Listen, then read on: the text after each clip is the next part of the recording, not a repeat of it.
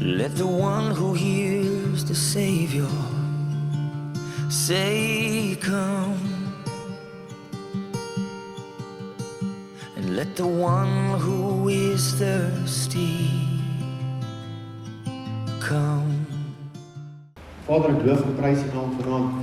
Ek bid dat U ons sal leer, Heilige Gees, en dat die woorde van U mond en die gedagtes van ons harte vir U goed sal wees, welbehaaglik sal wees. Vader, baie dankie dat U vir ons 'n voorbeeld was. Dankie dat U gekom het aarde toe en U het vir Johannes die Doper gesê dat dit dien as 'n voorbeeld. En dis die manier hoe ons dit moet doen. Here, ons is die kinders, ons wil groei van kinders na seuns. Van seuns na bruid. Vader, mag dit ons lewe wees, mag dit ons uitroep wees na ons Abba Vader. Mag ons U ken. As ons daarop wil aanspraak maak dat ons U ken, wil ons graag U woord ken. Ons eer U naam. U is goed vir ons. Dankie vir die gemeente, dankie vir die kerk, dankie vir die kerkgebou, dankie dat dit ons is. Ons eer U naam. Amen. Lekker. Ja, ek is opgewonde oor vanaand. Ek was nie vanoggend na 3 opgewonde oor vanaand, want ek weet nog nie wat ek moet sê nie. Maar nou weet ons daarom wat ons moet sê. Hopelik. Ons kyk hoe weer gaan dit aan vanaand. Daar sê, hulle het jou vir ons daar. Ek sal dit nou opsit. Ek sal graag vir die prentjies verwys. As dit dan klank, arme Jonathan is sonder niks werk nie. En ek wil net vir julle sê, ons het toe nou nie vandag sy boodskap opgeneem nie, ons sal dit volgende doen. Toe vandag met die podcast aangegaan met die 7 kerke in Philadelphia gedoen, wat 'n lekker kerk is om te doen, né? En daar is ons nou. Hoekom doen ons hierdie? Fondasies van ons geloof, Matteus 7:24-25, jy gaan dit nou volgende week weer hoor, en die week daarna. Hoekom? Want die huis kan nie teen homself verdeel wees. Die kerk is teen homself verdeel vandag, kan ek dit vir jou vertel? Die kerk is teen homself verdeel, helfte glo die, ander helfte glo daai, en dan selfs die wat glo soos ons om groot te doop, is daar nog ander faksiegroepe wat hier jonge glo en later. Die kerk is teen homself verdeel. Jy weet net, jy hoef net iets te weet van basiese oorlogvoering. Jy kan Mao Tse-tung se boekie lees, Guerrilla Warfare, wat al in die 50, 60 geskryf is, verdeel hulle en oorheers hulle. En dis wat die vyand. Die vyand het ons verdeel en hy oorheers die kerk. Die kerk het nie die impak wat hy moet maak, omdat dit die kerk verdeeld is. En ons moet toch net kyk of ons hier by die gemeente al dit karakter nie verdeeld is. In Jesus naam. Nee, in Jesus naam. Sodat ons nie verdeeld kan wees oor die basiese boodskap van Jesus Christus. By die ander goed kan ons pre-trip, mid-trip, nou-trip, all the trips, kan ons dalk nog so 'n bietjie give and take, nee? Ek sê ons altyd vir tieners, loop ons is reg as 'n pre-trip. Kyk, as 'n mid-trip is met 'n tafraak. As dit nou-trip is nog erger. En so julle moet almal hoop en bid ons is reg. Maar ons weet ons is, dankie. Elkeen dan wat na hierdie woorde van my luister en dit doen. Koninkryk is 'n doen-woord. Hom sal ek vergelyk met 'n verstandige man of vrou wat sy huis op die rots gebou het. En die vrouens bou net so hard aan ons huise. En aan hierdie gemeente. En die reën het geval en die waterstroom het gekom en die winde het gewaai teen daardie huis aangestorm en dit nie geval nie, want sy fundament was vasgeloos. As ons na geestelike oorlogvoering toe gaan, moet jy weet, jou huis, jou liggaam moet op die rots, die woord van God gebou wees. Die woord van God. Jou liggaam bestaan uit 70% water. So wanneer die vyand teen jou kom, dan raak jou water onrustig. Sê nou maar jy vererg hoe so bloedig. Dan gaan dit so. En as die druk kom, dan spoel daai ou huisie weg. Maar as jou huis op die rots is, vergewe. Moenie daai persoon nou na jou hart toe vat nie. Want anders gaan daai water so onstuimig geraak en dan het hy jou, maar gelukkig met die Here dan, jy dryp nie 'n toets nie, jy skryf hom net weer. Skryf hom en kry hom klaar. Want die vyand weet wat jou triggers. En jy moet jou huis op die rots bou.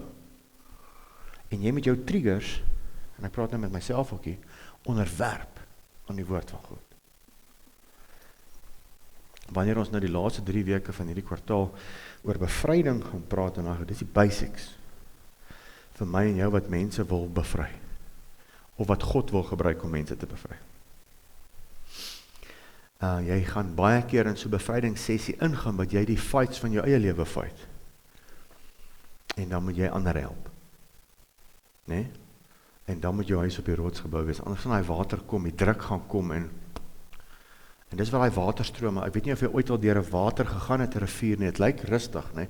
Maar as die druk van die rivier kom, my mat, jy moet jou storie ken, en dis die lewe, die vyand kom met 'n vloed, altyd water, interessant, het is maar interessant dat ons so van water hou, mense hou van water, jy sal sien vandag in die nuwerwetse wêreld, almal weet ons moet soveel liter water 'n dag drink, almal het hulle botteltjies, almal wil swem, en ons wil alles met water, maar sodra ons kom by reën en 'n paar druppels val op jou, dan wil jy, dan is dit so, né? Of as ons nou sê, jy moet onder die water doop, want ons nou 'n issue daarmee, né? Maar alles bestaan uit water uit. En snaaks God gebruik water, want water is lewe. Is lewe, né? Sonder water gaan jy dood. Jy kan 3 dae, weet nie of iemand al 'n 3 dae Ester vas gedoen het. 'n 3 dae Ester vas is niks water, niks kos nie. Né? En dan voel dit weer doodgaan, want na 3 dae gaan jy dood as jy nie water drink nie. Nee, jy kan nog 40 dae sonder kos gaan of 50 dae, maar jy kan nie 40 dae sonder water gaan. Ek het dit 2 keer in my lewe gedoen, ek het 1 keer my vingernaal op dag 1 afgeslaan met 'n 4x4 trailer. En ek het vir sê, dag 3, was toe nou gelukkig 'n Vrydag aand, toe lê ek daar by my bed, net 12 uur die aand hou die vas op, toe is daar 'n ijskoue, 2 liter cream soda. Wag, ek het hom gevat, ek drink hom so duik, en kom. Ek is baie lief vir cream soda as ek swaar kry. Ok, so water, nee, nou huis moet nie teen homself verdeeld wees, en daar is ook 'n mooi prentjie. Hoekom? Want elke koninkryk wat teen homself verdeeld is, sê Matteus 12:25, word verwoes, en elke stad of huis wat teen homself verdeeld is, sal nie bly staan nie. Dis hoekom dit so belangrik is in hierdie fondasie reeks van ons, dat ons begin met huwelike, want as die huwelik, as die man en vrou nie saam staan nie, dan raak dit taf. Ons huwelik moet 'n driehoek huwelik wees, dit moet nie 'n treinspoor huwelik wees nie. 'n driehoek huwelik werk mamma en pappa na God toe, en 'n treinspoor huwelik, al wat die huwelik aan mekaar kou is 'n hortjies, die ou kindertjies, en dit werk nie. Dit moet so huwelik wees. Dus hoekom in hierdie gemeente en in hierdie dorp bid ons, as ons bid in hierdie dorp, ons bid vir huwelike. Want dis omdat daar nie huwelike die sterk is nie, wat die kinders dwaal. Psalm 82 sê, die kinders, die aarde wankel, daar's geen fondasies nie, hulle loop in die donkerte, want daar's nie 'n fondasie vir hulle nie, hulle kom uit fondasielose huise uit. Dan is dit nag. Die kerk ook, ons moet weet wat ons glo. Soos ek altyd sê, Andrew Womack sê, stand for something or you fall for everything. En ek kan nou vir jou sê, jy kan na baie teoloë luister. Niemand het dit eens met al hierdie skrifte nie. Almal stry en beklei. Maar weet jy wat? Hoe meer letterlik ons die skrif opneem, hoe makliker word dit. Omdat ons dit dieper wil lees in goed in. Ja, maar eintlik in die konteks van die praat hy van daai doop as die bloed van Jesus toe hy weergebore word, is daarop nie, ek praat daar van die waterdoop. Want hy sê dit. Ok, so ons gaan 'n bietjie daarna kyk. Ok, was hy. Dis ons reeks, fondasiereeks, weergeboorte. Ons het daaroor gepraat, saam met bekeer jou sondes teenoor God. Dis die eerste stap. Dan glo in die Here Jesus Christus, word gedoop in water en ontvang Heilige Gees. Daai 5 goed, né, kan in 'n paar minute gebeur. Hang af of die doopbad reg staan. Né? Of dit kan oor 10 jaar gebeur. Wat in meeste Christene se lewens gebeur het. Alright. Ek het my hart vir die Here gegee 2014. Ek het vergeet. Ek is eers born again toe 35 is.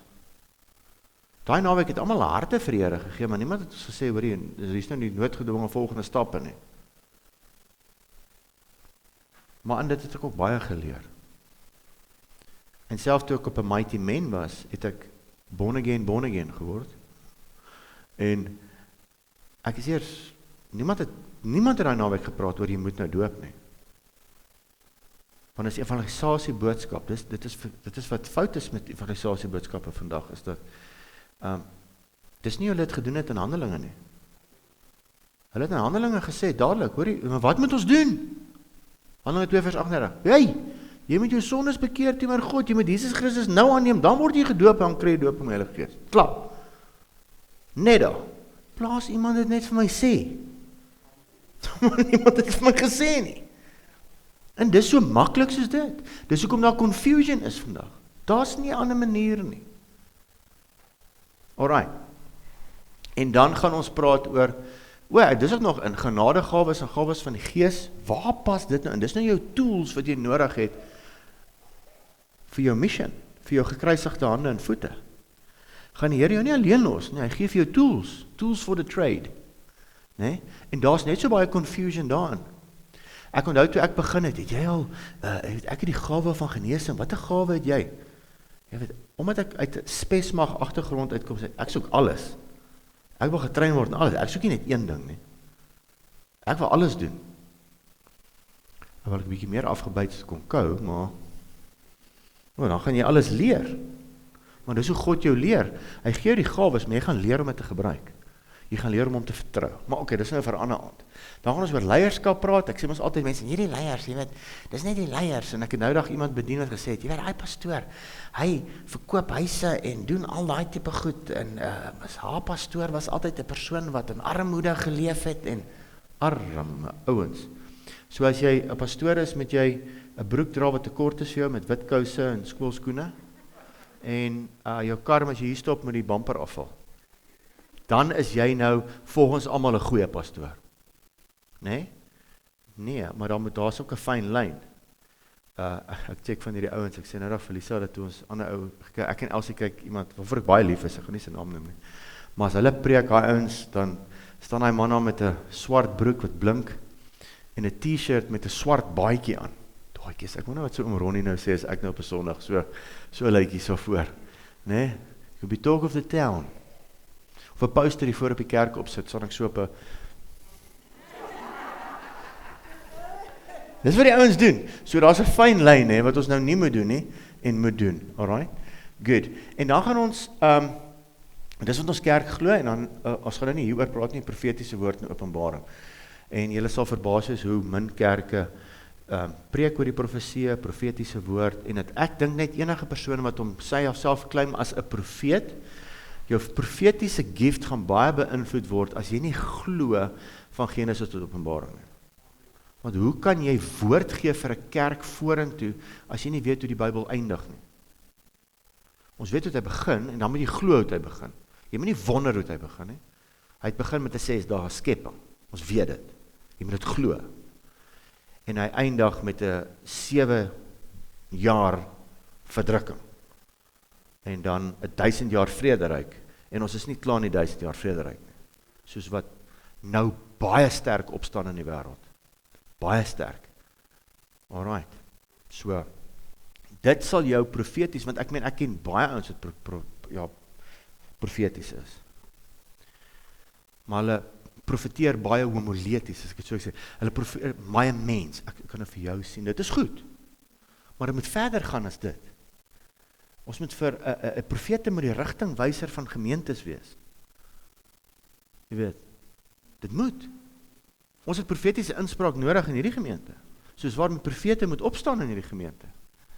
Of moet ons ouens van buite afkry? Is ook goed. Maar dit is beter as ons opstaan in dit en dit doen, né?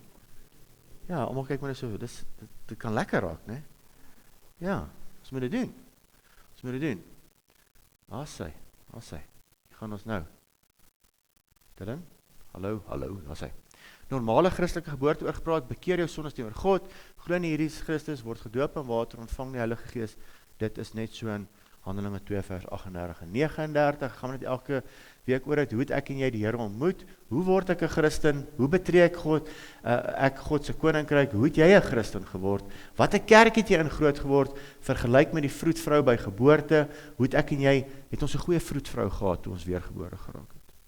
Het sy die regte stappe deurgegaan? Nie by my ook nie, nee. Arme ek is met my naalstring aangelos vir weke. Verstaan jy? Die babatjie was nie skoon gewas nie. Vuil, gehuil, kon nog eers mooi asemhaal nie. Die goedjies is net my mond uitgekry nie.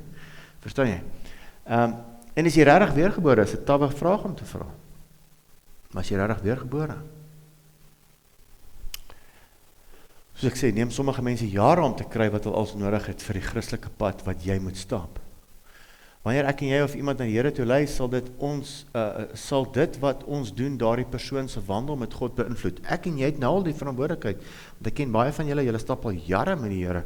Ons het die verantwoordelikheid, hoe hierdie persoon wat nou nie gebore word in die koninkryk, hy of hom se pad of haar se pad sal stap met die Here.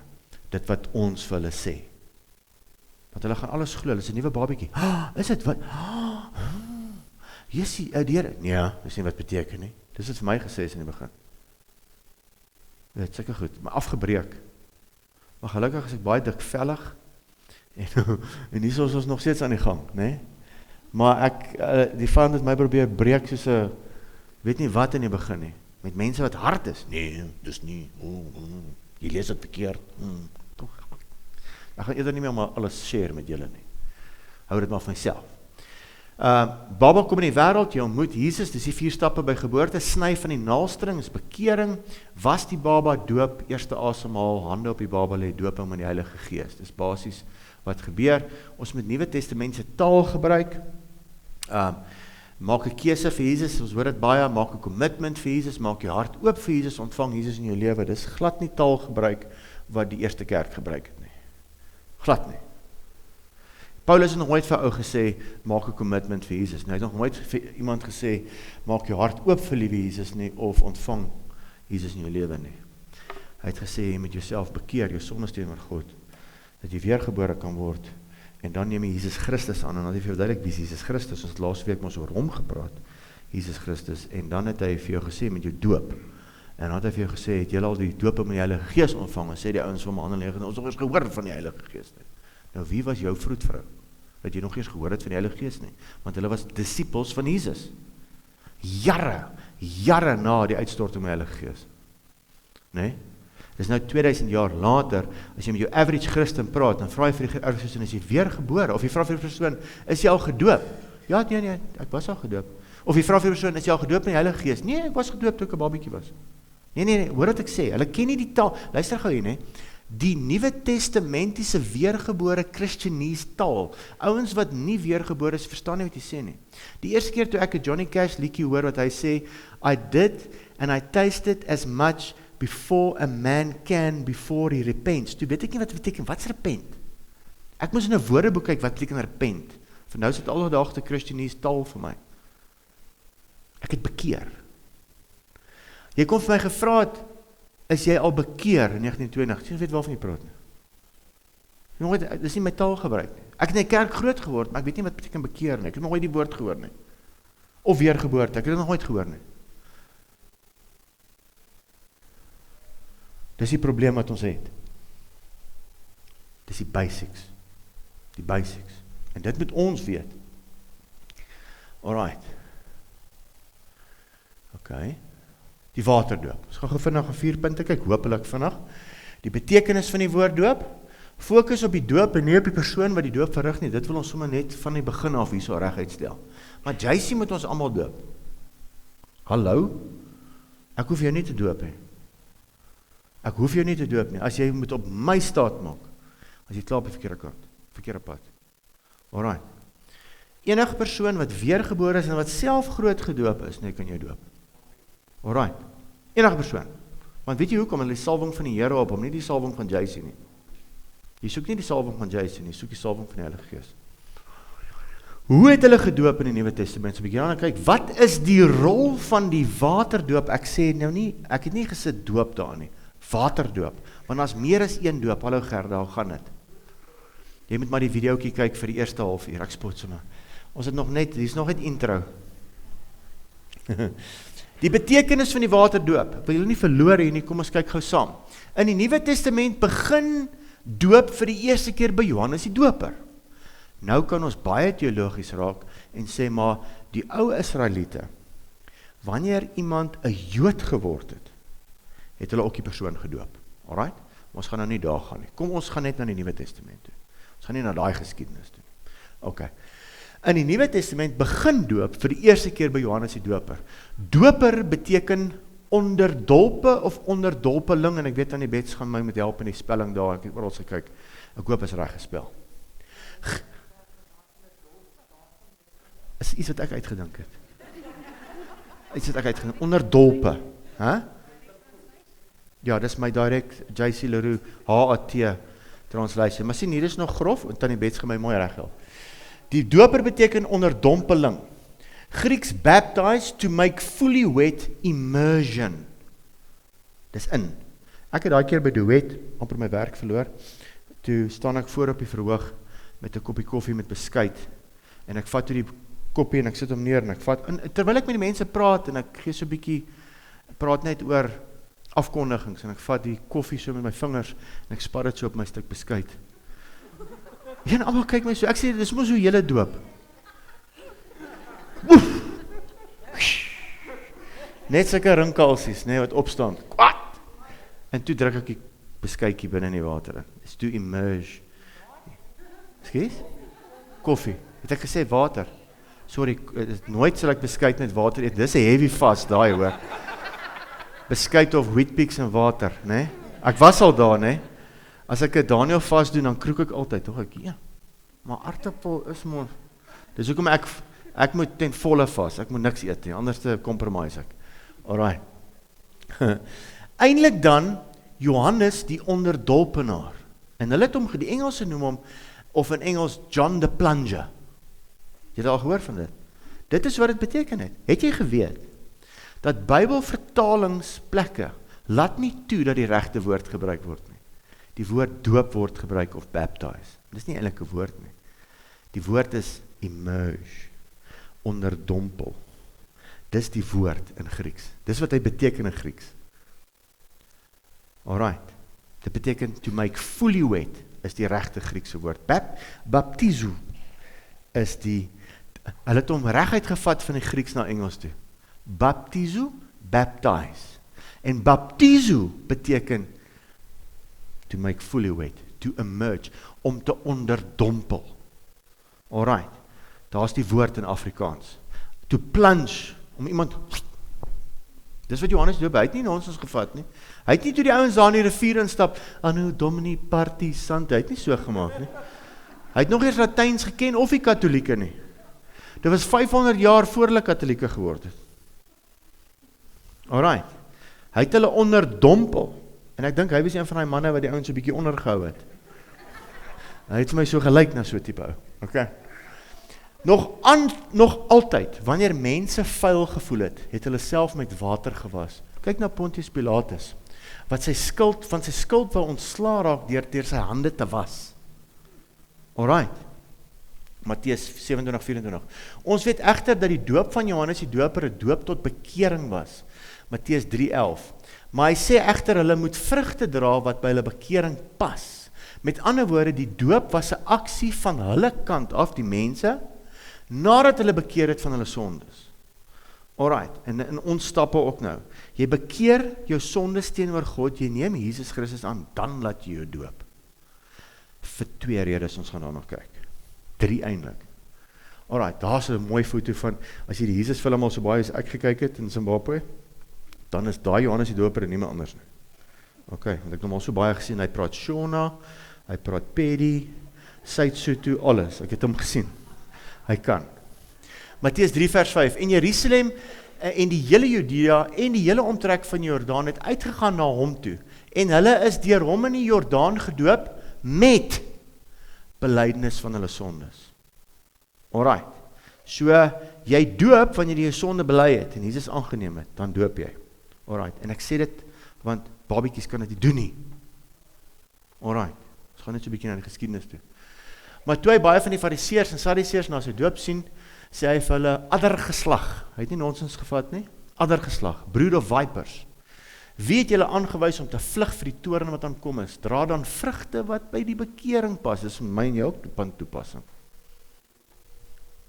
Hulle het aangekom, Anno Domini Party Sante, en hy sê, wat soek julle hierso? Want hulle het definitief nie vrugte gedra wat by bekering pas nie.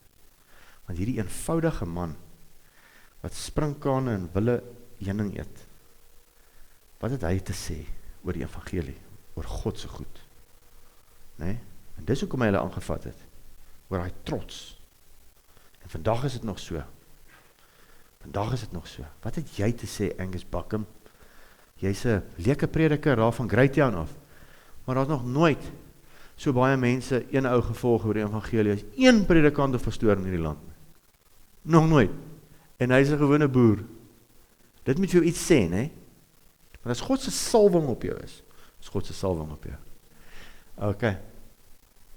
En moenie dink om by julleself te sê, ons het Abraham as vader, nie? Want ek sê vir julle dat God mag het om hierdie tipe kinders Abraham. So, omdat ek gebore is in die ding, is ek sharp. Ek hoef nie daai te doen nie. Ons het mos Abraham as vader. Hy sê, moenie dink omdat julle Abraham. En baie van ons kom uit daai tradisie uit, né? Ons kom uit 'n tradisie uit van my pa en ma het my mos laat doop. Ek het dit. Ek's gered. Hulle het nie ou dae geglo as 'n babietjie nie gedoop is nie, gaan hy hel toe. En toe raak hulle bietjie sagter, toe sê hulle hy gaan in limbo in.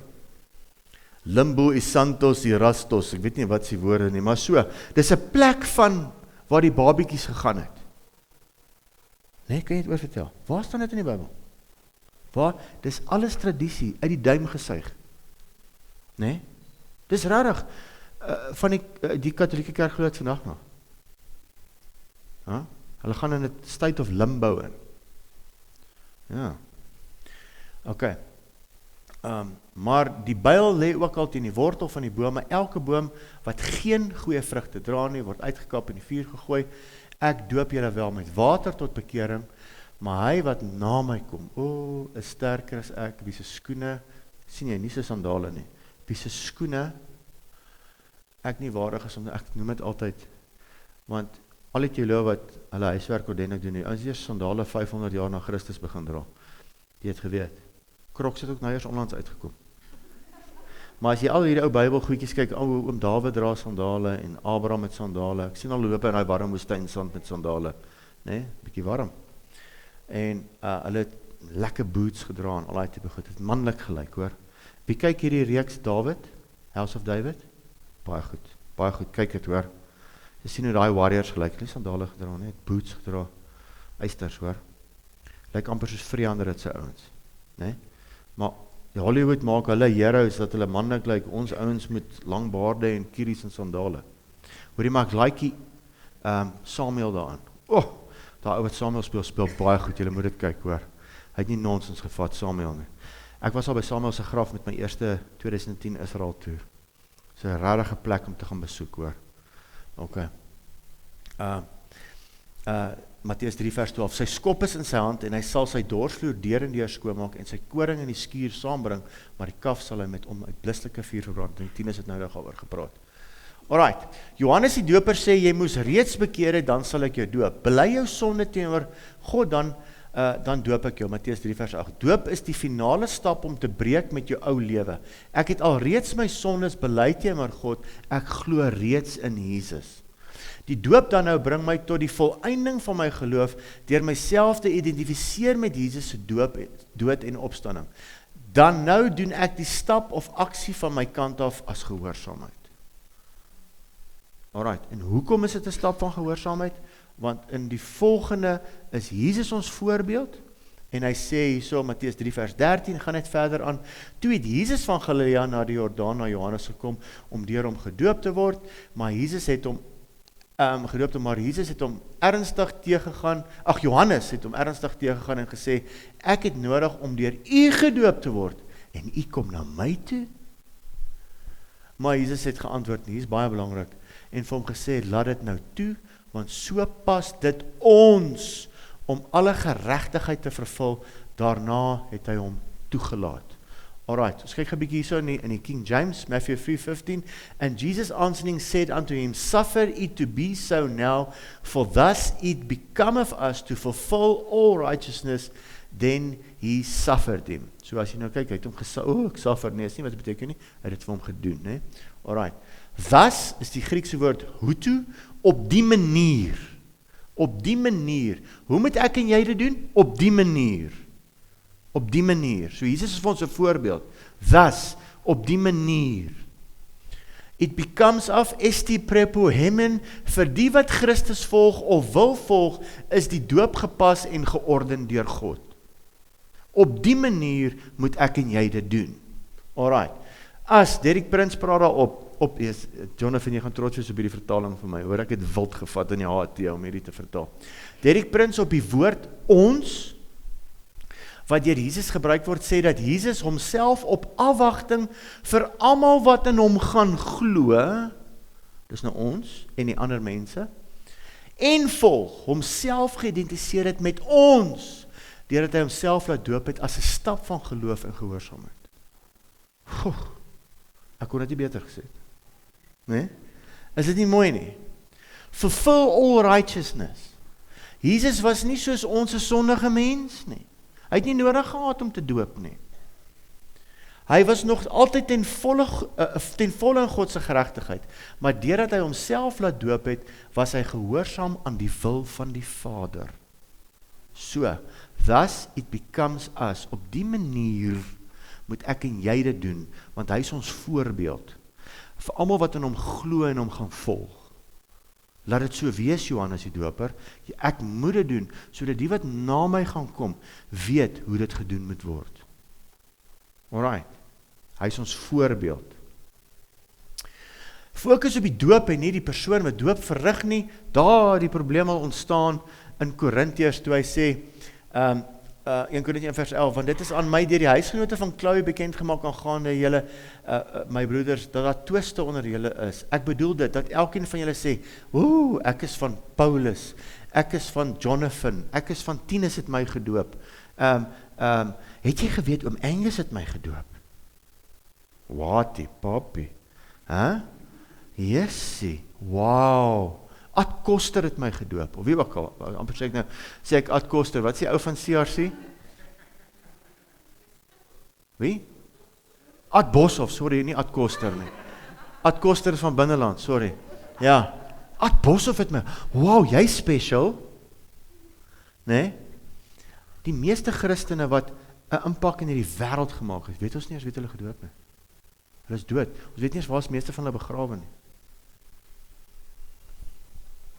Is Christus verdeel? Is Paulus miskien vir jou gekruisig? Of is julle in die naam van Paulus gedoop? Ek hoef nie verder te lees nie. Verstaan julle? Dit maak nie saak wie jy doop het, dit maak saak dat daai persoon 'n pad met die Here stap in gehoorsaamheid. Ek het al mense gehad wat gedoop is deur Christelike leiers wat geval het. Nou wil hulle oordoop. Dis nie nodig nie. Luister, dis nie nodig nie. Dit gaan nie oor die persoon wat jy doop nie. Alright. Ons bid almal bid dat ons nie val nie. Okay. Alright. Sodat niemand kan sê dat ek in my naam gedoop het nie. Ek het ook nog die huis van daar sê, hy het al 'n paar mense gedoop. En vraag. Vir baie van ons wat uit tradisionele kerke uitkom. Die doop, maak dit jou deel van jou kerk? Met ander woorde, kry jy lidmaatskap by jou kerk as gevolg van jou doop? Of is doop jou antwoord op die woord deur evangelisasie? Ek kom uit 'n kerk uit. As ek nie gedoop was nie, kon ek nie lidmaat van my kerk wees. Ek kan nie aangeneem voorgestel word deur die kerk. Dis nie wat die doop beteken. Die doop is 'n antwoord op evangelisasie, op die woord van God. En ek sê hierdie spesifiek in, want ons kry baie mense wat na ons toe gaan kom, wat uit tradisionele kerke uitkom. En hulle het groot geword, ek het groot geword. Wanneer ek myself laat doop, is ek 'n lidmaat van die kerk. Ek kan nie aangeneem voorgestel word as ek gedoop is. Jou arme ma, wat nie in daai kerk groot geword nie, moet saam met jou belydenis van geloof doen, sodat sy gedoop kan word, sodat jy aangeneem voorgestel kan word. Dis hartseer, nee. Dit was nog nooit wat die Here wou gehad het ons moes doen nie. Die doop maak dit jou, jy hoef nie, as jy en hierdie is baie mense wat na ons kerk toe kom, wat nog nie gedoop is. Jy is welkom, want die oortuiging van die doop en van die Heilige Gees afkom, deur die woord van God. Alright, okay. So, is 'n vraag wat ons vra, hoe het hulle die doop in die hoe het hulle gedoop in die Nuwe Testament? Hier is my baie goed, baie mense stem nie met hierdie saam nie, ons is dan so 3. Want die ouens sê, hierdie dui nie op die waterdoop, hierdie dui op die waterdoop. Hier is antwoord, voorwaar, ek sê vir jou, as iemand nie gebore word uit water nie, dit beteken jy moes in die water gekom, nee? Uit water nie, en gees nie, kan hy in die koninkryk van God nie ingaan nie.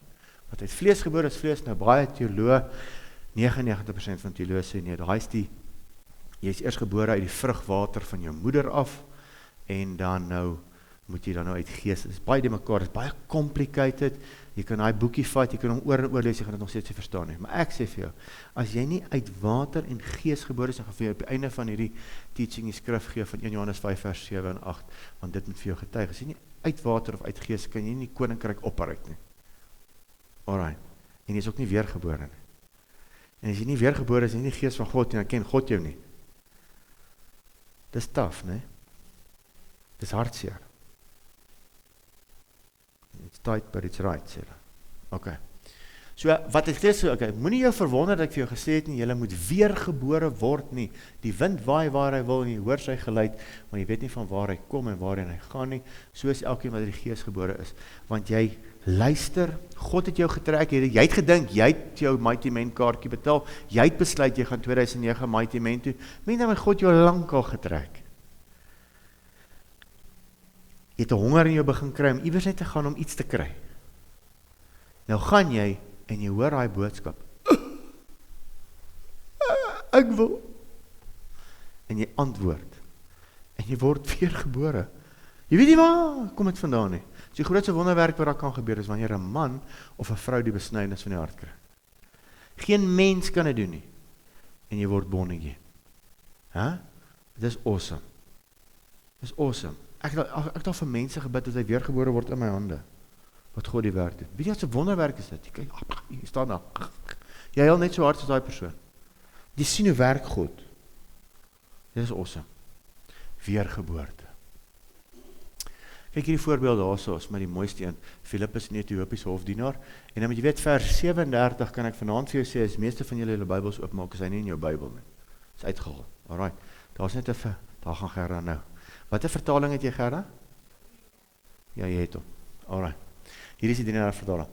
Handelinge 8 vers 34. En die hofdienaar antwoord en sê vir Filippus, ek bid u, van wie sê die profeet dit? Hy lees nou daar, die profeet Jesaja, en hy weet nie van wie hy praat nie. Van homself of van iemand? Praat Jesaja van homself of praat hy van iemand anders? En Filippus het sy mond geopen en van hierdie skrif af begin en die evangelie van Jesus aan hom verkondig. Hy is na die Here toe gelei uit die Ou Testament uit.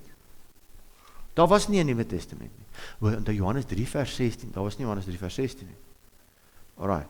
Hy het hom uit Jesaja 61 dink ek wat hy daarvan gepraat het. Jesaja 61.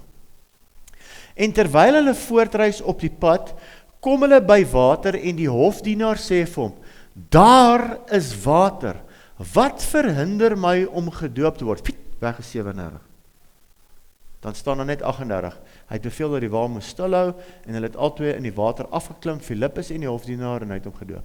Maar vers 37 sê, dis baie belangrik. Toe sê Filippus, as u glo met u hele hart, is dit geoorloof. 'n Babatjie kan nie glo met sy hele hart nie. Toe haal hulle hom uit die Bybel uit. Van 1983 tot 1983 was dit nog fyn, en van 1983 af toe haal hulle hom uit die Bybel uit. Dan staan daar onder in jou Bybel, as jy 83 vertaling het, sommige van hulle minder betroubare vertaling sê, en nou is dit net weg. Alright, baie belangrike vers hierdie. Wanneer nou kom het hom uitgehaal? Wonder why, ek weet nie.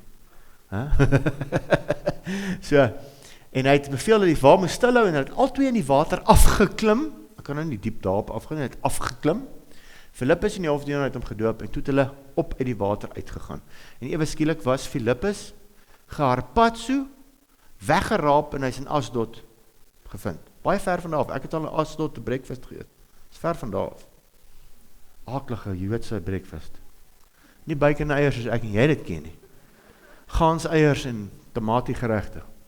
Alright, Handelinge 2 vers 37, ons is mos nou sterk op hierdie 2, dis Petrus die eerste preek, waar 3000 mense hulle harte vir Here gee, nadat hulle gedoop is met die Heilige Gees af 4, onthou julle? The day of Pentecost, Pinkster.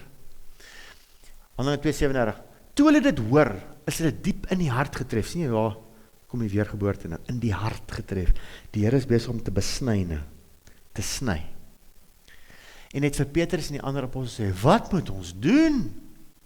Broers! En Petrus sê vir hulle, bekeer julle! En laat elkeen van julle gedoop word, wat? In die naam van Jesus Christus tot vergewing van sondes, en julle sal die gawe van die Heilige Gees ontvang, al 4 is daar. Dis hoe jy dit doen. Jy kry die boodskap, en ongelukkig het ons dan nou op hierdie boodskappe net die een gehoor. Gee jou hart vir Jesus. En ek het net my hart vir Jesus gee. Niemand het vir my gesê, hoor hierso, jy moet nou jou sondes, ons het repent. Kom ons repent, om Engels altyd gedoen. Haal julle hoede af. Repent! Oh, Here, sorry. En ek het Jesus aangeneem. That's that. Hulle het niks vir my gesê van die doop en die doop in my Heilige Gees nie. Baie belangrik. Nee, maar okay, ek was born again, maar God het gelukkig vinnig met my gesteel. 2 weke later as ek by Touching Hearts en Bonnie sê, maak toe die deure. En nou gaan ons bietjie doop om my Heilige Gees praat. Ek weet nie waarvan hy praat nie. Koep, daar lê ek hoef eers te geweet, die Here gooi my sommer net daar op die grond. Lekker, denominasie ouderling, daar lê ek. Nee? 'n week later, sonder enige teaching, is hierdie Heilige Gees my gedruk, is in die winter in Potch. Bonnie moes vir my, amper noem ek het, YouTube, 'n borrelbad, organise, by 'n prokureurskantoor, is Jay-Z net al gedoop, 'n week later. Daai Saterdag, 9 Mei 2009, gedoop met die Heilige Gees. Volgende Saterdag is ek gedoop in die water, sonder enige teaching. Dis die Heilige Gees. Partykeer word jy gedoop in die Heilige Gees voordat jy in die water ingaan. Partykeer eers na of tydens. Alright, good. Wanneer jy weergebore word, ontvang jy die Gees van God. Jy hartbesnydenis, dit beteken nog nie, jy is gedoop met die Heilige Gees en vuur wat jou krag gee nie. Want al daai disciples was klaar born again, toe hulle in die upper room gewag het. Want Jesus het in Johannes 20, ontvang my Gees. Die Gees ontvang, hulle het klaar Jesus aangeneem. Hulle was almal al klaar gedoop. Hulle het die ouens wild gedoop in die evangelies. Ons lees mos, Jesus se disciples het ook gedoop. Alright, jy kan nie ander ouens doop as jy self nie gedoop is. Dit staan nêrens waar hulle gedoop is nie, maar jy moet maar aanneem, hulle is almal klaar gedoop, want hierso sê hy, hulle moet gedoop word, want hulle is toe klaar gedoop. Okay. Markus 16:16, hy wat glo, net soos die Ethiopiese hof doen, as jy glo met jou hele hart, is dit geoorloof. Hy wat glo en hom laat doop, sal gered word, maar hy wat nie glo nie, sal veroordeel word. Matteus 28:9, gaan dan heen, maak disippels van al die nasies en doop hulle in naam. Hier is nou baie kontroversie. Sien jy daar? Hulle het eers disippels gemaak van die mense en toe hulle gedoop, maar jy leer mense van God en die boodskap sal hulle, ons moet gedoop word. Alright. Galasiërs 3:26, want julle is almal kinders van God deur die geloof in Jesus Christus, Christus Jesus. Want julle almal wat in Christus gedoop is, het julle met Christus beklee. Nou baie teoloë sê daai is die doop met die bloed van Jesus, nee, daai is die doop in Christus gedoop is, nadat jy Jesus aangeneem het. Alright. Die doop red jou nie, maar ons gaan nou sien wat die doop doen. Hy red jou wel. Dis net in watter konteks jy lees, want ek en jy doen hierdie goed nou jare uit mekaar uit. Daai dag is die ouens in een pakket gered, as ek dit so kan stel. Hy het weergebore geword, hy het gerepent, hy het Jesus Christus aangeneem in 'n dag, in 'n paar minute. Hy is gedoop, en so doop met die Gees. Maar nou, omdat ons dit so jare uit mekaar uit doen, is dit 'n probleem. Alright, good. Wat is die rol van die waterdoop in die koninkryk? In die Nuwe Testament het die doop dan 2 betekenisse, naamlik 'n bad of was vir die wat vuil voel, of reiniging, 1 Petrus 3:20, wat eertyds ongehoorsaam was, toe die lankmoedigheid van God eenmaal gewag het in die dae van Noag, onderwyl die ark gereed gemaak is, waarin weinig, dit is 8 siele deur water heen gered is. Dis 'n voorbeeld, waarvan die teebeeld, die voorbeeld, die doop ons nou ook red. Ja, maar doop red jou nie. Nee, doop red jou, want dit is 'n pakket. Dis nie een of die ander nie. Hier is nie die doop met die bloed van Jesus. Hier is doop. Dit red jou, dit is deel van jou reddingspakket. Alright. Dit was so vir die ander apostels vreemd gewees het in Handelinge, as jy nie dit gedoen het nie. Want dis die manier. Waarvan die teebeeld, die doop, ons praat nie van water, want die ark was mos by water, nie bloed nie. Okay? Ons nou ook red, nie as 'n aflegging van die vuilheid van die vlees nie, maar as 'n bede tot God om 'n goeie gewete, hierdie is baie belangrik, deur die opstanding van Jesus Christus. Okay, dis 'n bad. Weet jy wat 'n bad is dit? Is 'n gebad vir jou gewete. Ek hoor hierdie storie, hoor hierdie mooi storie. 'n man gee sy hart vir die Here, in Engeland. Hy bely sy sondes ook teenoor God en sy vrou. En hy sê vir sy vrou, ek het jou telke male verneek. Sy vergewe hom. Maar hy sê vir sy pastoor toe sy pastoor toe gaan, ek kan nie my vrou se oë kyk nie. I've got a guilty conscience. Ek het 'n slegte gewete. Toe vra die pastoor vir hom, is jy al gedoop? Hy sê hy sê met gedoop word. Want die doop was jou gewete skoon. Dit was jou gewete skoon. Hy is gedoop en hy kon sy vrou in die oë kyk. Is dit nie mooi nie? Dis mooi, dis waar. Dit was jou ou lewe weg. Dis 'n bede tot 'n goeie gewete. Yes, dis wie ek was. Dis hoekom ek kan 'n fit van. As ek 'n ou se getuienis moet hoor en ek hoor hoe sleg was hy. Ek wil dit nie hoor nie. Ek wil hoor wat het God nou met jou gedoen. Dis wie ek was. Ek wil nie hoor hoeveel mense het jy vermoor, hoeveel honde het jy geskop. Ek wil dit nie hoor nie. Wat is dit? It's all about you. Ek wil hoor, wat het Jesus met my lewe gedoen? Van ek die Here ontmoet het, jy kan my nie keer nie, ek's in Hamans kraal, ek's in die dal en daai kraal en ons doop mense. Ja, wow. Was dit daai ou? Sjoe. Oorwin deur die bloed van die lam, deur die woord van hulle getuienis en hulle eie lewens nie lief gehad tot die dood toe nie. Ek hoor ongelukkig in te veel getuienis en ek was ook so, ek het kruis. Ek kon nie op praat oor hoe ek nie. Maar ek is nou 'n bietjie jare down the line, so dit tref my nogal. Ek kan nie glo hoe vol was ek van myself nie. Nee? Asof ek die eerste ou is wat ooit in die Here vasgeloop het. Dit is so 'n gevoel natuurlik. Die Here vir my gedoen, maar baie mense. Maar laat jou special voel in die begin. Ons is special, ons moet special bly. Jy moet altyd onthou jy is special. Want die vyand gaan vir jou sê jy is nie special. Maar jy is. Jy is God se roos. Hy is lief vir jou geur. Hy is lief vir jou. Amen, ek hoop ek dra dit reg oor. Gee jou getuienis, moenie skaam wees nie. Okay, maar net nie vir almal sê hoeveel mense doodgemaak het, gaan jy dalk polisiestasie toe moet vat. Okay. 1 Petrus 3:22. Tweedens is dit 'n begrafnis vir die wat nou in Christus se lewens neerlê. Kolossense 2:12.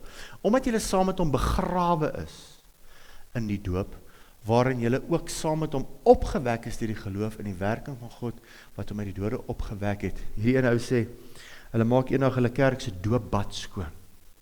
En dan sien maar die water loop stadig uit. Kry hulle ou se tabaksakkie en sy pyp. Die ou lewe heeltemal gelos daar in die water. Die ou vuil goed gelos. Jy was vuil soos op Pontius Pilatus, kan ek net my hande was, want ek wil nie die skuld dra van hierdie man se dood nie. Yes. Die ander storie wat ek hoor is so mooi getuienis, wat ek so 'n week of wat teruggelees het, is dat, of gehoor het, hierdie een ou, hy was 'n biker, en hy het 'n tattoo van Satan op sy bors gesit, né? En daar in Engeland toe nou waar hulle doop het hulle sulke wit jakkertjies aan, hy het toe nou gesien, alles skyn deur, soos hy die water uit gaan kom, gaan nou Satan kyk vir almal. En hy gaan na sy pastoor toe, die pastoor sê, wel, jy moet maar by ons by dokters hoor, en goed, die ouens sê, ja, ons kan 'n stuk van jou boutvel afsny en oor dit plak, of ons kan dit afbrand, maar het gaan jou kos, jou medies gaan dit nie cover nie, en dit vat lank. Hy sê, ek het nie tyd nie, ek moet doop, en hy doen toe 'n privaat doop by iemand se swembad, wat hy 'n donker t-shirt kon dra, of ek weet nie of hy kaal maar gedoop het nie, en toe hy uit die water uitkom, is al sy tattoos nog daar, behalwe die een. Dis 'n wonderwerk. So, jy begrawe jou ou mens daar, jou ou mens het agtergebly. Jy sien, hoor hierdie mooi storie, ek moet dit vir julle vertel. 2 pelle wat groot geword het. En die een ou word 'n pastoor, en die ander ou word 'n washer. Hy, toe nou maar net, amper dood van al die drugs, en goed, hy is op straat. Hy het sy lewe vernietig. En toe hy so op sy einde is, toe sê hy, al wie my nou sal help, ek kan nie die ou se naam onthou nie, is Jonathan, ek meen net Jonathan, hy weet nie Jonathan het toe nou pastoor geword, en hierdie ou gaan na 'n waarsêer toe, want hy kry nie die ou in die hande nie, die waarsêer sê vir hom, hy bly in hierdie dorp, in min of meer hierdie buurt, en sy huis is groen geverf voor, maar hy is dood, hy is op hierdie datum dood, hy sê nie, het kan nie waar wees nie. Hy gaan na die dorp toe, hy soek en hy kry die groen huis en hy klop aan die huise deur en hier kom Jonathan uit. Hy sê, nou hoor, Jonathan help hom, lei hom na die Here toe, alles. Hy sê, by the way, hierdie vrou sê, jy's dood. En sy het nogal 'n datum gegee. Hy sê, wat is die datum? Toe sê die dag en datum wat hy gedoop is. As hy dood in die gees, kan die demone hom nie sien nie, want hy's gedoop. Die ou mens is dood, hoor. Die ou mens is dood. Jy is 'n nuwe mens nou, jy is anders nou. Jou ou lewe is begrawe. Los hom daar. As mense doodgaan, hè, wil hulle geliefdes begrawe. Dit help nie 'n lijk lê daar in vrot nie.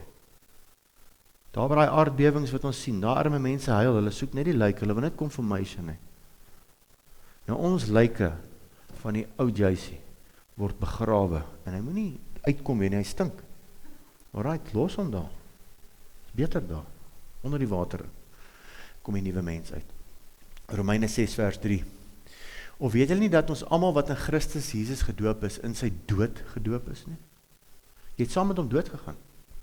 Jy het nou 'n nuwe lewe.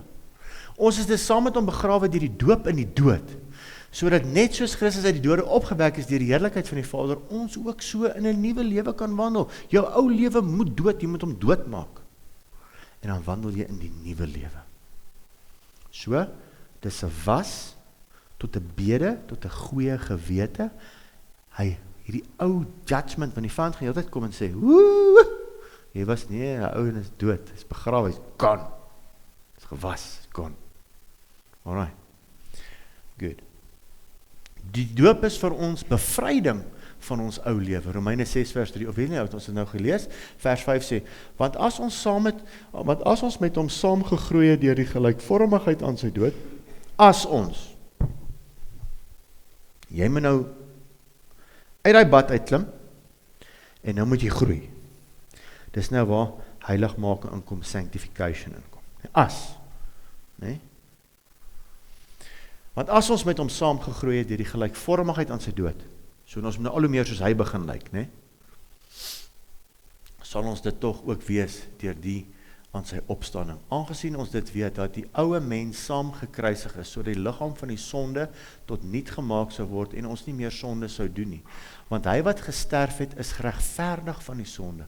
As ons dan saam met Christus gesterf het, glo ons dat ons ook saam met hom sal lewe, omdat ons weet dat Christus, nadat hy opgewek is uit die dode, nie meer sterf nie. Die dood heers nie meer oor hom nie, want die dood wat hy gesterf het, het hy vir die sonde eens en vir altyd gesterwe, maar die lewe wat hy leef, leef hy vir God. So moet julle ook reken dat julle wel vir die sonde dood is, maar lewend is vir God in Christus Jesus. As ons verstaan wat met ons gebeur het, toe ons weergebore geword het, ons die ou lewe neergelê, dan is jy bevry.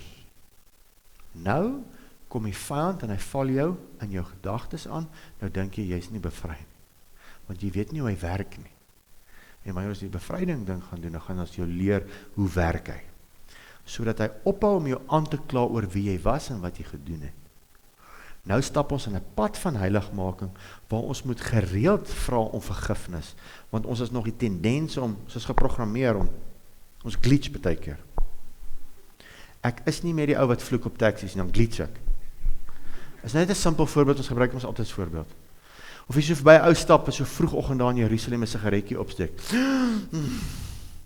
I love the smell of napalm in the morning. Nee? Jessie. Ek weet, ek is nou al jare wat ek nie rook nie, maar jessie, baie keer. Nee? Nie dat ek weer sal rook nie, maar ek meen, is maar 'n issue. As jy eers hy deur oopgemaak het, praat ons nog eers van dwelms nie. Nee? Verslawing is 'n lelike ding, julle. Laastens, autoriteit, heerskappy. Autoriteit om die groot opdrag uit te voer. Matteus 28:19, Markus 16:15. En hy het vir hulle gesê, gaan die hele wêreld in en verkondig die evangelie aan die ganse mensdom.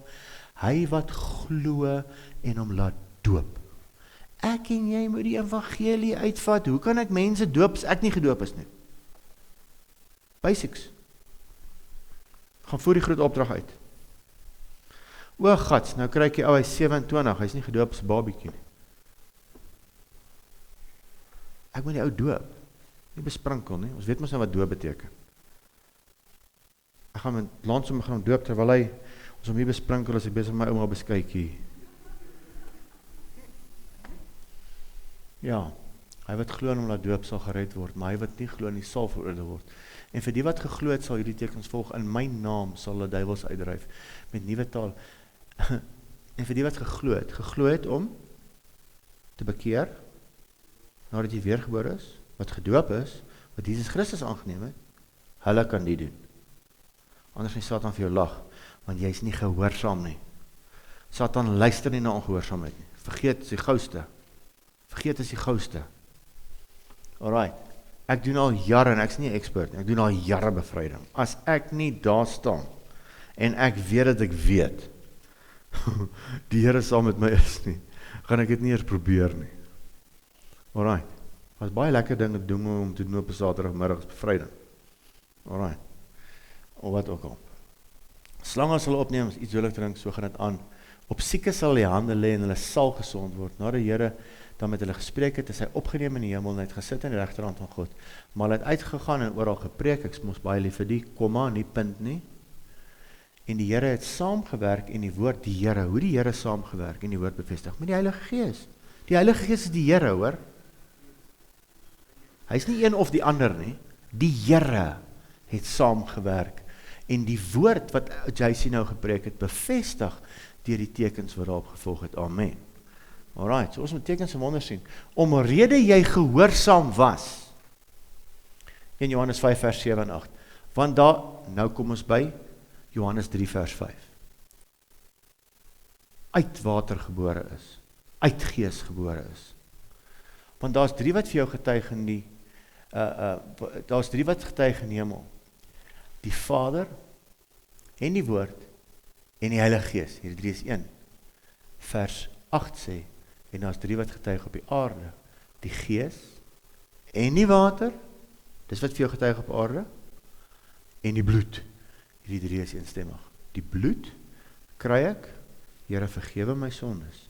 Ek neem Jesus Christus aan, ek kry die besnydenis van die hart, ek kry die bloed van Jesus, die bloed getuig, ek het my lewe vir Here gegee, ek aanvaar die bloed van Jesus.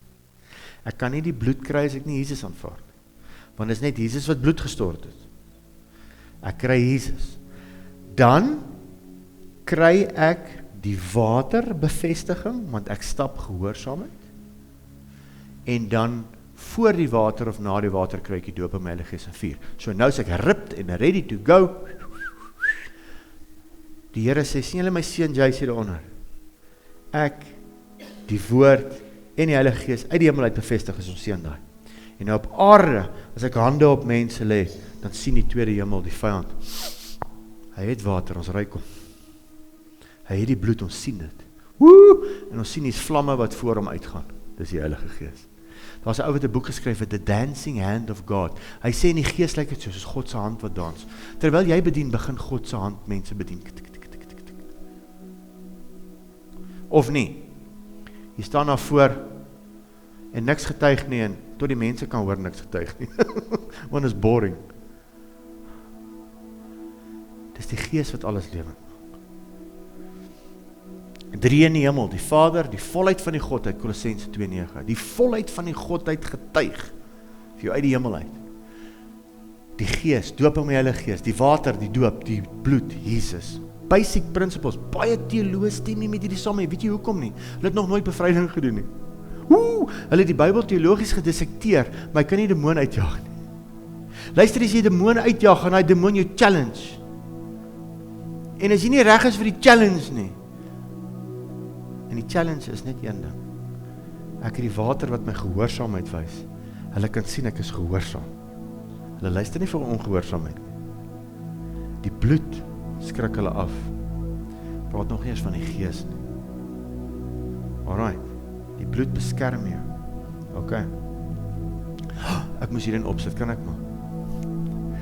Titus 2:7 en 8, betoon jou in alles 'n voorbeeld van goeie werke met onvervalsheid in die leer. Ons moet nie die leer van Jesus Christus vervals nie. Waardigheid, opregtheid, laat die woord gesond en onweerspreeklik wees, sodat die teenstanders beskaam kan word en niks slegs kan hê om van julle te sê nie. Hulle kan sê van ons wat hulle wil, maar as mense bevryding kry, mense kom vry, huwelike restoreer, al daai goed, dan kan hulle maar sê wat hulle wil. Kom maar sê wat hulle wil. Maar dan moet ons lewensdaag van getuig, dra vrugte wat by die bekering pas, en niemand is perfek nie, nou sê ek nie vir een oomblik, ek is perfek nie, vra my vrou. Maar die Here weet, nee, ek is lief vir die Here, en ek wil nie meer wees soos ek gister was nie. Toe ek kwaad raak vir jou volksie, toe die weer opkom, en steers my hond nie, sy piepie die hele huis vol, dan kan ek, gisteraan toe moes ek weer 8 uur repent, sorry Gibbs, ek het my weer bloediglik vererg vir die brak van jou ouma. Sy is al lankal happy by die Here en ek sit nog met daai brak. Sy wil net nie doodgaan nie. Sy lewe, ek dink sy is al 19. Verstaan jy? Ek spot nou net, ek is nie so teen diere nie. Ek raak net kwaad vir die patheticheid. Dis nie ook 'n foksie ken nie, maar ek spot nou sommer. Dit was regtig so, ek moes repent. Alright. Good. So niemand is perfek nie. Dan sal ons kinders volg. Ek het die voorreg gehad om al drie my kinders te doop. Ek het die voorreg gehad om my pa en ma te doop. Ek het die voorreg gehad om baie mense in my eie familie te doop. Wie wat se voorreg is dit? Die eerste woord wat ek gekry het, toe ek weergebore geword het. Jy sê, jy gaan baie mense in jou eie familie na die Here toe lei. Weet jy wat se voorreg is dit? Hoor jy so, en moet nie dink as hulle so onskuldig daar staan, hulle gaan nie challenges raak as hulle tieners word nie. Dit kan ek ook getuig. Maar weet jy wat? Hulle ken die Here. Hulle ken die Here. Ja, skop bietjie hier teen dit en skop bietjie daar teen dat, maar hulle ken die Here. Hulle kan run, but they cannot hide. Hulle kan ook vergeet van hulle commitment, maar God sal nooit vergeet nie. Amen, want dit is skrif. Alright. Ons kan dalk ontrou wees, maar hy bly getrou. Ek het vir die Here gevra, Here, stuur my waar jy wil, doen met my wat jy wil, laat my kinders net gered word. Want is taf al buite. Ek sien baie kinders wat nie gered is nie. Dis lelik hoor, as hulle doodgaan, gaan hulle hel toe. Nie die babiekies nie. Die tienerkinders wat in die 4x4 bakkies en pots jaag. Here, ek kan nie glo ouers, ek weet as jy dit kan bekostig, doen dit nie. Ek was nie jou pa, ek maak nie jou kinders groot, maar hier is hy manne ry groot bakkies daar, en ek kan hulle nie handle nie hoor. Veral nie as hulle 2 kase lights in dit nie. Nogal lights, hulle moes ons sien. Maar ek meen, ek het my pa se ou Ford gehad, ek sê ek loop eerder. Wat ondankbaar, nee. My pa se Ford, my pa sê vir my, maar leen ek Ford? Hier, hy moes my 2 blokke van die skool aflaai. Nee, hy Ford met die blou streep op die bonnet. Nee, polisiekar. Sy vat hom. Ja. So ek kon ook eintlik baie jaag nie, maar loop. Nee. So daar's dit. Dis nie alles oor die doop nie, maar wat baie belangrik is dat jy weet, ek bekeer my sondes teenoor God, ek bely my sondes teenoor God. Ek neem Jesus aan in 'n stap van gehoorsaamheid om die ou lewe af te lê en 'n bede tot 'n goeie gewete. Gaan ek in daai water in. Maar daai water, buite na daai water my skoon was. En hy van my ou lewe en ek begrawe my ou lewe en hy was my gewete skoon. Die vuilheid van die jare se trash wat ek in my kop ingesit het. Was hy my skoon. Is dit ook 'n getuienis dat ek stap in die nuwe lewe. En die vyand, as hy so opstaan soos 'n rinkels en hy wil so spoeg, hy sê, hierdie perde, die water. Hy die bloed, hy die gees, en die hand van God loop voor jou uit. Hoe awesome is dit nie? Wie wil dit nie hê nie? Sounds like a fairy tale, but it's true. Want hierdie tweede hemel, nee, wat hier om ons is, waar die Satan en sy ouens opruit, hulle sal enigiets vermoord doen, dat jy nie hierdie goed doen nie. Ons hoef nie eers bang te wees vir dit nie. Want God het jou verseël. Hoe mooi is dit nie, nee? Amen, ek gaan nou stop. Kan ek maar? Jene, ek is nog 6 minute om te gaan. Ek kan nie glo nie. Dat julle verstaan wat ek vanaand sê, was dit nie te moeilik nie. Alright, is net my onderdompel. Wat is die woord wat ek gebruik het daar? Johannes die onderdompeler. Nee, maar ek meen, is 'n nuwe woord. As Casper die Vries woorde vir die HT kan gee, kan ek ook seker maar ietsie gee. En hulle raai ou toe om woorde te gee vir die HT. Dan kan ek ook seker maak. Alright, julle, kan ek vir ons bid? Onthou nou nee, ons het 'n doopgeleentheid oor 'n paar weke vir die wat nog nie gedoop is nie. Alright. Kan ek julle gou iets getuig vir ons bid? As mense wat van ander kerke na ons toe kom, want hulle sien ons doen groot doop en hulle doen ook dan 'n doopie, maar hulle wil dit baie clandestien doen. En dan gaan hulle terug na hulle ander kerke toe. Wat 'n voorreg dat mense ons vra om dit en ons vertrou om dit te doen. Nee? Is dit nie nice nie? Vader, baie dankie. Ek loof en ek prys U naam. Help ons elkeen wat vanaand hier sit, Vader, om hierdie boodskappe te kan verstaan en dit so uit te vat vir 'n stikkende wêreld. Here, ons eer U naam. Dankie vir die pad wat U vir ons gebaan het, dat U vir ons die weg gewys het daai dag toe U in die water ingegaan het. Toe U aan die kruis gehang het. Toe U dood gegaan het. Toe U opgestaan het. Toe U opgevaar het na die hemel en so wraggies waar vir ons die mandaat gegee het. Here, wat 'n voorreg dat U vir ons hierdie hemelse autoriteit gee, hierdie hemelse geskenke, dat U die hemel se gifts vir ons gee, dat U God binne in ons kom bly deur U Gees. Dankie vir die woord. Mag ons die woord altyd lief hê, mag ons die woord bewaar soos 'n kosbare skat, mag ons die woord bestudeer, mag ons die woord dissekteer, mag ons die woord opeet, en mag ons dit verstaan. Here, mag ons dit verstaan, en mag U vir ons die salwing gee, vir elkeen van ons, om hierdie woorde vir ander te kan vertel, sodat hulle dit kan verstaan, en opgewonde raak daaroor. Here, ek eer U naam, en ek loof U naam. Amen, amen en amen. Behold the Alpha and Omega, beginning and the end. In Him we will never thirst again. Ruach ve'akala omri